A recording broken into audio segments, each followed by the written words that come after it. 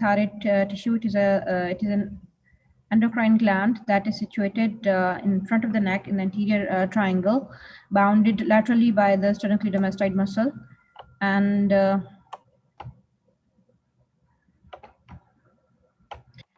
bounded laterally by the sternocleidomastoid muscle. And if you see the central portion, it is sometime it can extend upward, but usually it is below the level of the Adam's apple. So its limit is the upper limit of the cricoid cartilage, but usually it can extend, but usually it remains below the Adam's apple.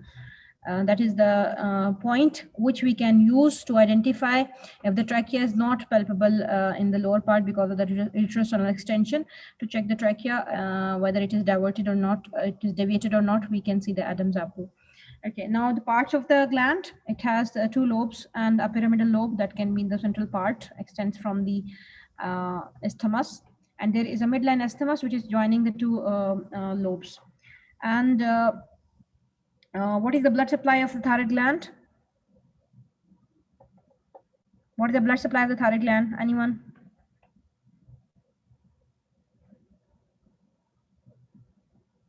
Blood supply.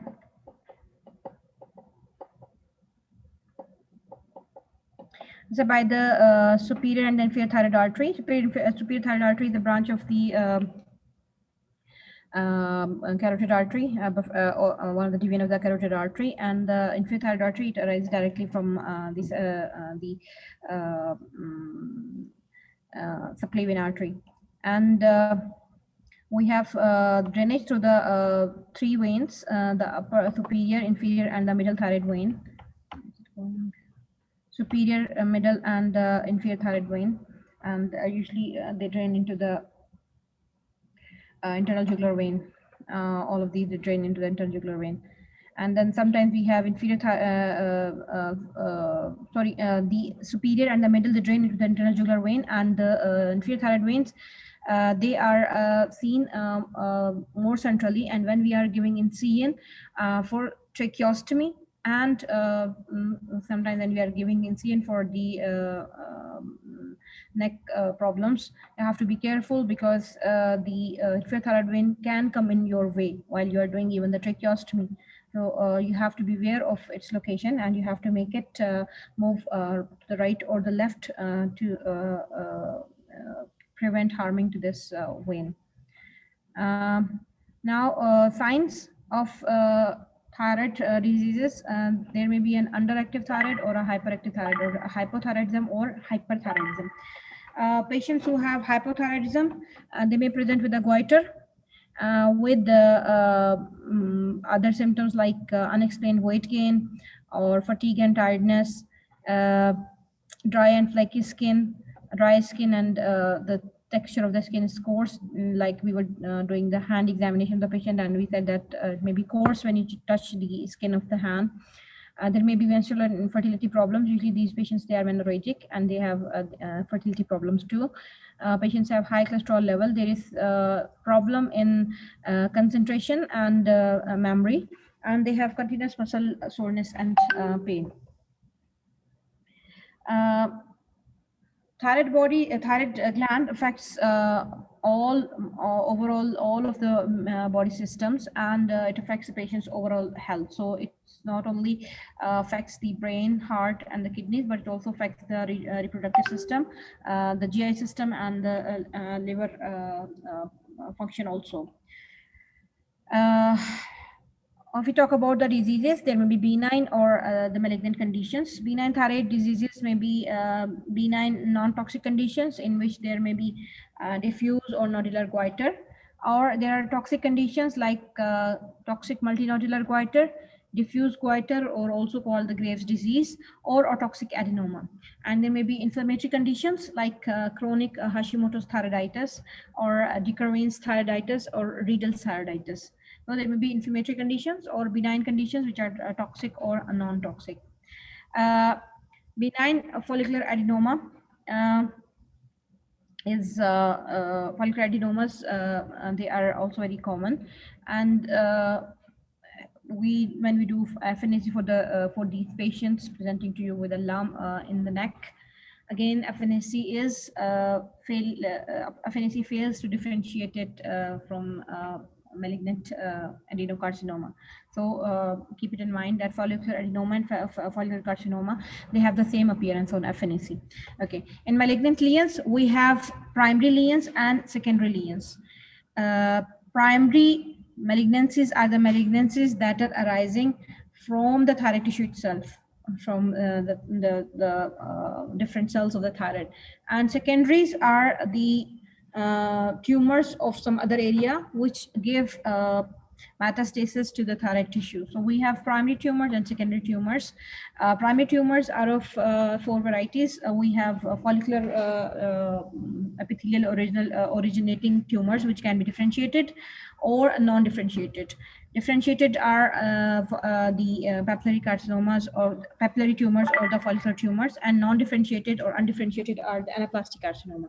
Then we have tumors which are parafollicular cell origin, the medullary carcinoma, which arises from the parafollicular cells, not the follicular cells itself. The medullary carcinoma, which is one of the tumor we can see in the Mann syndrome. And the fourth variety is the lymphoma, arising from the lymphatic tissue, lymphoid cells there. To classify the thyroid swellings, patient present to you with thyroid swelling, you have to first rule out whether the patient is having toxicity or not. If it is a simple swelling and it is non-toxic, you have to check it whether it is diffuse or multinodular. It can be a physiological. If it is a non-toxic diffuse goiter, usually the causes are 3P: physiological, pubertal, and pregnancy. And these are reversible. With the passage of time, these will reverse usually. But if the deficiencies are not replaced, if they usually these are because of the iodine deficiency, but if you are not replenishing the iodine deficiency, these problems can become this diffuse characteristic can be changed into nodular, and then the changes, they become irreversible. So in simple euthyroid goiter, which is non-toxic, we have either the diffuse variety or the multinodular variety. And the diffuse variety, the causes are the physiological changes, like the changes in puberty, changes in pregnancy, or changes due to physiological growth of the patient. If the patient has a thyroid swelling and he's toxic, then check whether the patient is having a diffuse swelling, or it is a multinodular swelling, or it is a single nodule that is enlarged. So it can be a diffuse goiter, like in Graves' disease. It can be a multinodular goiter, or it can be a toxic adenoma. If the patient presents to you with a swelling and you are seeing it is not toxic, then look for its neoplastic status. Is it a benign tumor or it is a malignant tumor? And check for its inflammatory condition also, inflammatory status also, whether it is inflammatory in origin or not. It can be autoimmune thyroiditis. It can be like in chronic lymphocytic thyroiditis or Hashimoto's. It could be granulomatous inflammatory thyroiditis, or it could be fibrosing thyroiditis, like in Riedel's thyroiditis. And it can be because of the infections. Okay, how to you evaluate the patients once you examine the patient? How to evaluate further? We have to go for the thyroid function test to rule out the toxicity, whether the gland is normal functioning, under functioning, or over functioning. Then we can offer thyroid antibodies to rule out the autoimmune problems or the conditions in which there is antibody mediated hyperactivity. Go for a thyroid ultrasound to look for lesions that are small in size and they're not palpable by examination. CT and MRI to evaluate the extent of goiter. If you're suspecting malignancy, to check the extent of that tumor, again CT and MRI are needed. And if there is a swelling which is a solitary nodule, we use the term solitary nodule for it. If we have a solitary nodule, single nodule that is palpated while you are doing palpation of the neck with some features, we have to advise FNAC at the first step. If there is rapid growth in the nodule or a rapid growth of the nodule, if there is pain and tenderness in that nodule, or if that nodule has some firm areas, some areas of firmness. Usually the nodules, they are, you can say, soft to firm, but if there are some areas of soft and some areas of firm consistency, you have to go for an FNAC. And if you are having an ultrasound tell you some suspicious features, you have to go for an FNAC for that. Okay.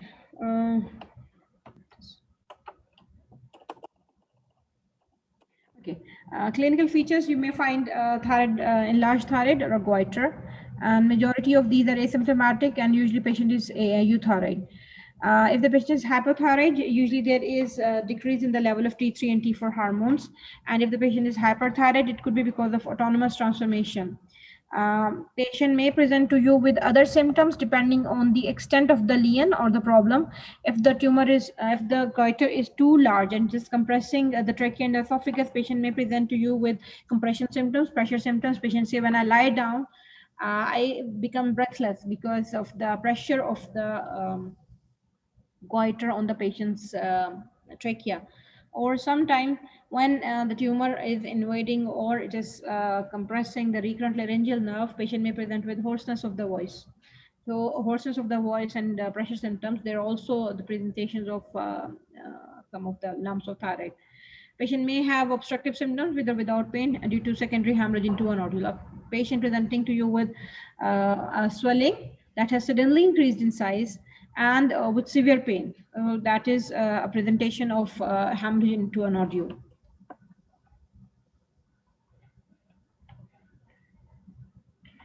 Okay. How the goiter forms? Goiterogenesis is actually because of the iodine deficiency, and it results in hypothyroidism.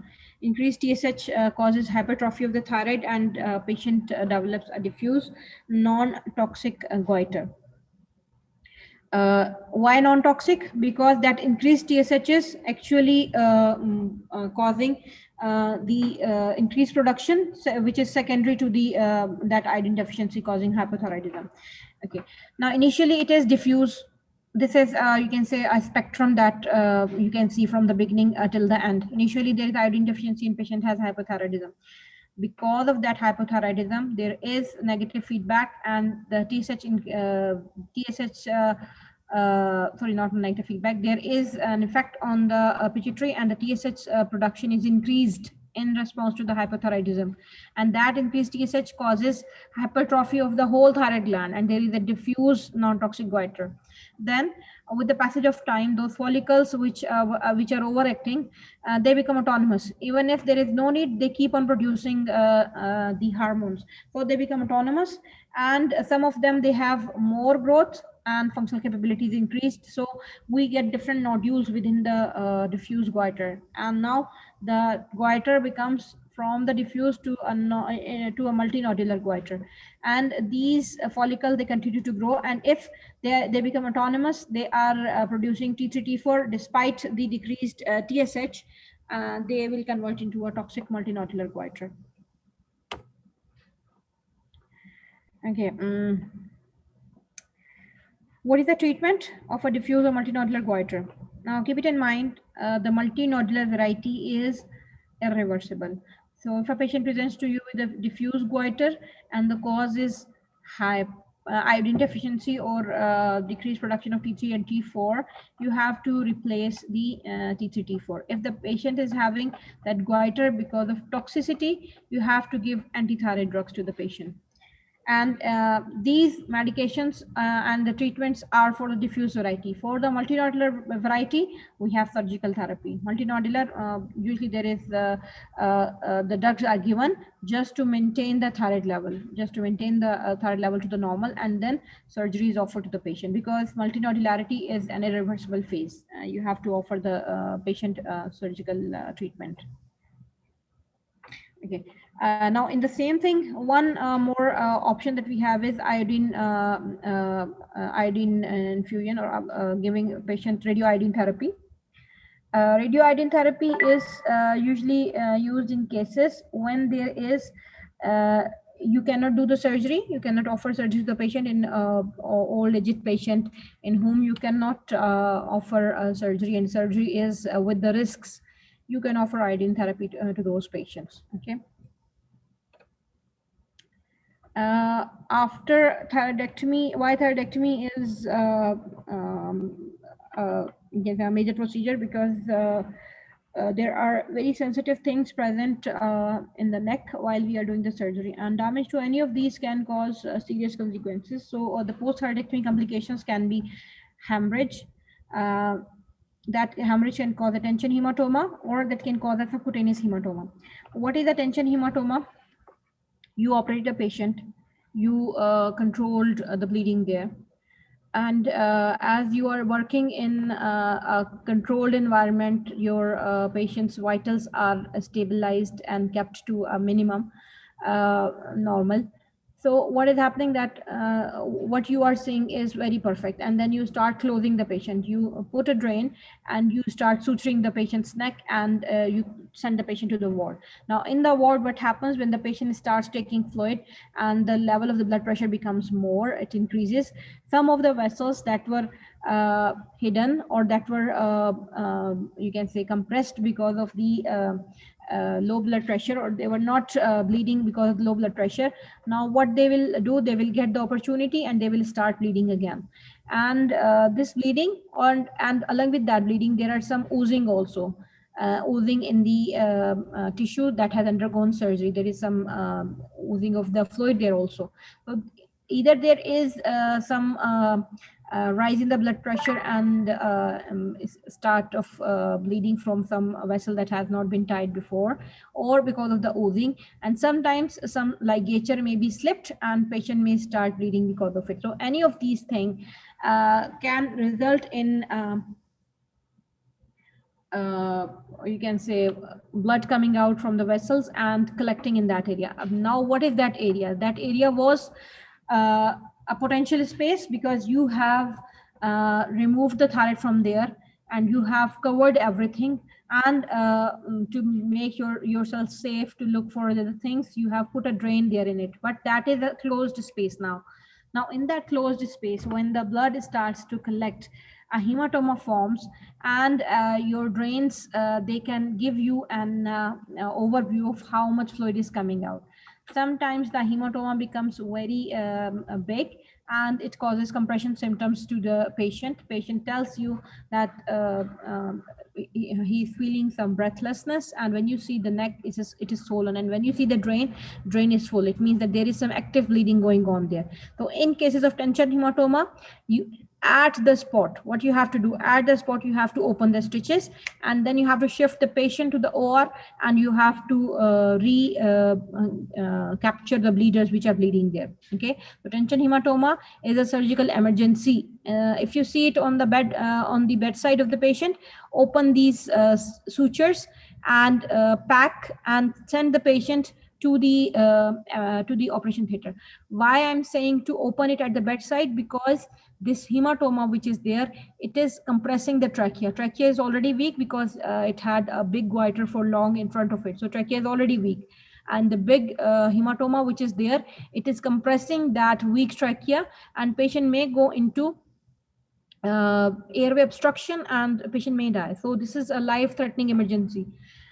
Patient with tension hematoma, if a patient presentation is like I have told you, post-operative, he is in the post-operative ward, and the nurse tells you that patient is complaining of breathlessness, and when you see there is there is a swelling in that area and the drain is full, what you have to do is you have to take out the stitches, and you have to shift the patient to OR, and then you have to reopen and control the bleeders and resuture it again. So it is a surgical emergency. Sometimes patient develop respiratory obstruction because, like I told you, the trachea is weak because of the big thyroid attached to it there in front of it there, and because of the pressure symptoms of that thyroid. So you have to be aware if a patient is having tracheomalacia, we have to either keep the patient intubated, or patient may need tracheostomy. Tracheostomy is one of the indication of tracheostomy is tracheomalacia. recurrent laryngeal nerve paralysis and voice change. Sometimes during surgery, when you are ligating the middle thyroid vein, the recurrent laryngeal nerve may be damaged, and there may be voice change, as well as there may be respiratory paralysis. You have to be aware of it, and you have to manage the patient accordingly.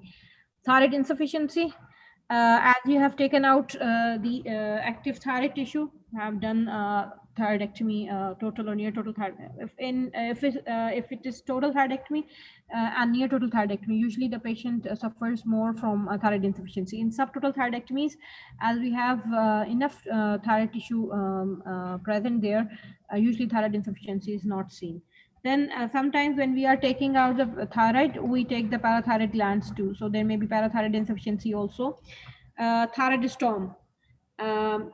It is a clinical condition. You all have this homework. Once you finish this lecture, you will search what is the toxic crisis or toxic thyroid storm, because it is very important for you all to understand. I will discuss it in detail, inshallah, in the tutorial. I will not go into the detail of it now, because I don't want to confuse the different things now. Just keep it in mind. When you will prepare it, you have to search this toxic crisis or the thyroid storm also for your tutorial. And wound infection and the keloid scar in the wound scar. These are the common complications that can happen out of this tension. Hematoma is very important, and I have told you what is the management of it. And the second important thing is the thyroid crisis, inshallah, that I will discuss inshallah in the tutorial, because I have a scenario for it also. Okay, Graves' disease. It's the as we discussed yesterday, it is an autoimmune disease, and it is usually seen more in female patients, and it's more with the eye signs. What is the treatment of the Graves' disease? We discussed yesterday, and now we have already discussed here. What is the treatment of the Graves' disease? Anyone open your mic and give me the answer, please? Treatment of Graves' disease. Thyroxine, doctor. Anything else with thyroxine? What? Anything else with thyroxine? Surgical removal, maybe. Any other? If it's multinodular. No. Graves' disease is not multinodular. Graves' disease is diffuse. I'm asking about the treatment of Graves' disease. I remember thyroxine. Sorry. Anyone else? Okay, anyone else? What is the treatment of Graves' disease?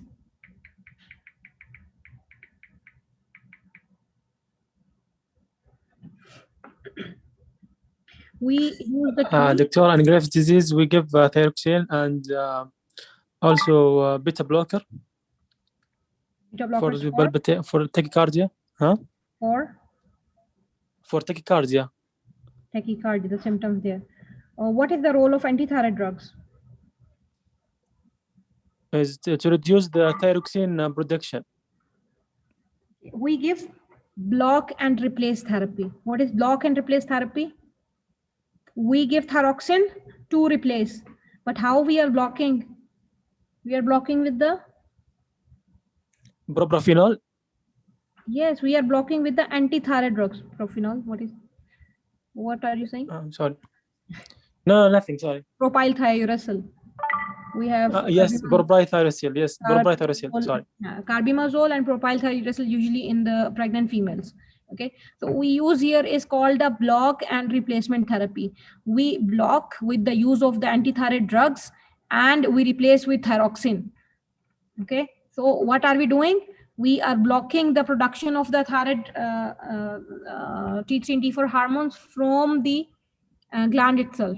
So we give antithyroid drugs, and to replace, we give thyroxine also. Okay, and this is for the Graves' disease, the diffuse goiter, and usually within 2 years, we have to wait for 2 years. Usually the patient responds within this duration with the procedure. And if the patient is having multinodular component, if the changes are becoming irreversible because of the multiple nodule formation, then you have to offer surgery to the patient. For diffuse, usually we don't. The first treatment is not surgery. We offer medical treatment.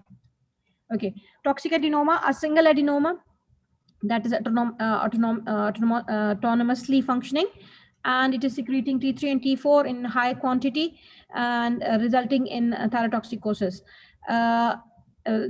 Plummer disease is a toxic adenoma that is producing high amount, is also named as the Plummer disease. It is non-malignant, never malignant, and we manage it with the antithyroid drugs. And with once the symptoms are controlled, then we can offer either the iodine 131 ablation, or we can offer surgery to the patient, because it is a nodule. So for the nodule treatment is the definitive treatment is surgery or ablation. So we will start it with the medication therapy to control the symptoms, and then we will offer iodine therapy or surgical treatment.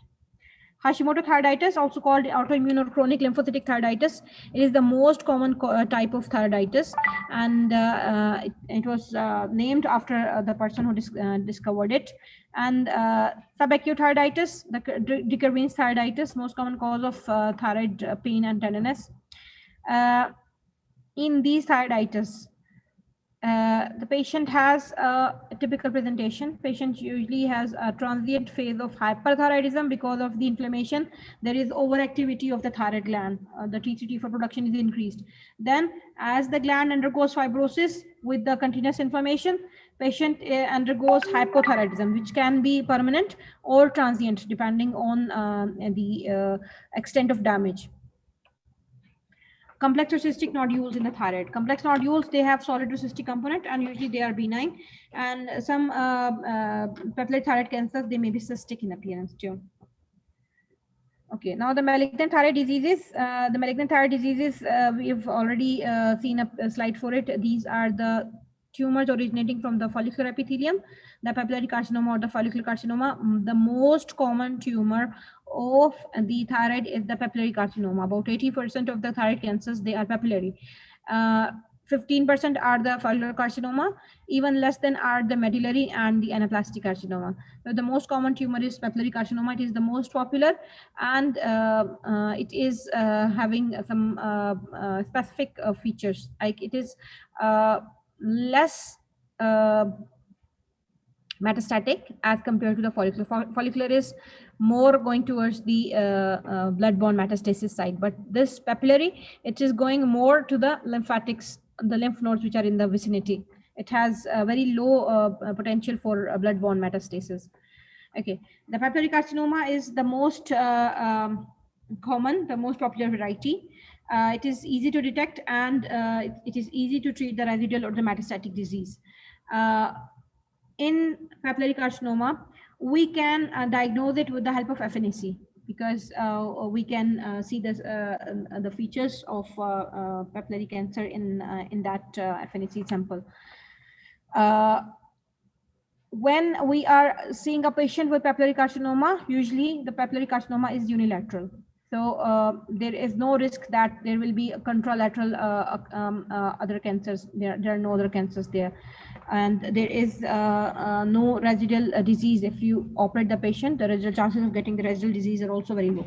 So it is easy to detect. It is easy to treat the residual and the metastatic disease. It is easy to eliminate the contralateral occult cancer with if you identify it as papillary carcinoma, because it is not multicentric. It is just one area where it is present, and with the associated lymph nodes, you have to take out all the associated lymph nodes. Treatment of papillary carcinoma, thyroid carcinoma, is go for a total thyroidectomy. It is a treatment of choice. Entire thyroid gland is removed. Reason is because it is having some intrathyroidal lymphatic spread, and it can be in the same lobe present. Okay. In the post-operative period, when we take out all of the thyroid gland, what will happen? The TSH will be more overactive. This is this tumor, the follicular tumor and the papillary carcinoma. They both are TSH dependent tumor, because they arise from the follicular cell, and they are actually arising from the follicular epithelium under the action of the, or under the influence of the TSH. So if we suppress the TSH level, if we suppress the TSH secretion, the patient remain free from the fear of recurrence. So it is an aspect of the post-operative treatment that we give medicines, thyroxine, to suppress the T-cell production also. So in these patients, they are advised in the about 3 months after the operation, they are advised to continue thyroxine throughout their lives. For follicular carcinoma, the treatment is total thyroidectomy. It depends in the evidence-based medicine says that it depends. If it is in one lobe, you can offer a lobectomy too. But to be on the safer side, to be free from the risk of recurrence, we go for a total thyroidectomy. Anaplastic carcinoma, it is due to the gross local infiltration into the vital structures in the neck, like a common carotid artery in the trachea. Usually as it is infiltrating, the tissue around its resectability rate is very low. However, rarely isthmus can be excised and the compression of the trachea can be relieved. Only in cases when there is severe compression of the trachea. This is just the only surgical treatment we can offer to a patient with anaplastic carcinoma. The rest, this is usually palliative treatment what we are offering to the patient. Palliative radiotherapy or chemotherapy if needed. Surgical option that we have in these patients is only to relieve the compression of the central trachea or the central part of the thyroid. Medullary carcinoma, it's we'll discuss inshallah it with the Mann syndrome too. Medullary carcinoma is the tumor of the parafollicular cells, and its treatment is total thyroidectomy with radical neck dissection, and the lymph nodes are treated by radical block dissection because they're fast growing as compared to the papillary carcinoma. If there are multiple secondaries in the bone, oral iodine 131 has no role because this is not arising from the thyroid cell. In papillary carcinoma or the follicular carcinoma, for the secondaries appearing in the bone or the secondaries appearing anywhere in the body, we can offer iodine ablation therapy to the patient also. Oral iodine 131 is given so as to control all the metastatic sites or ectopic growths. But in medullary carcinoma, it has no role because this tumor is not arising from the thyroid follicular cells actually. It is arising from the parafollicular cells. And in these patients, if there is metastasis, only treatment that we can offer is the palliative radiotherapy. Okay.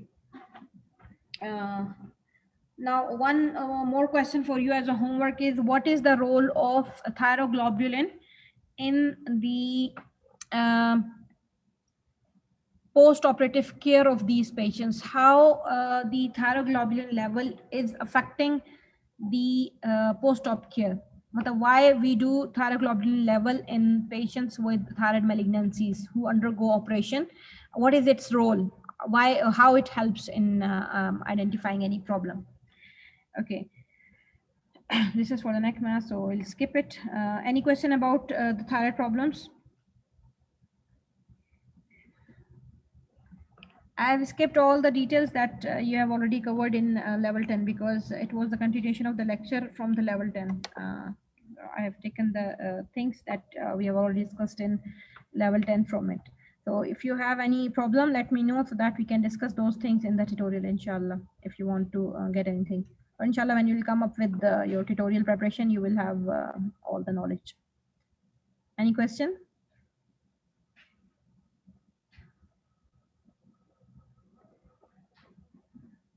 Any question, or you want break, or should we start the lecture?